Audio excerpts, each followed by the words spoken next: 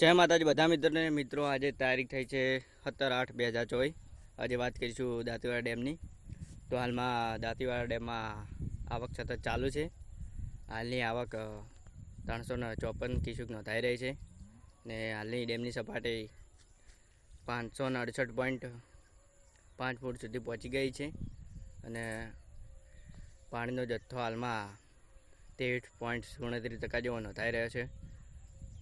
ડેમની ભયજનક સપાટીની વાત કરવામાં આવે તો 604 ફૂટની છે।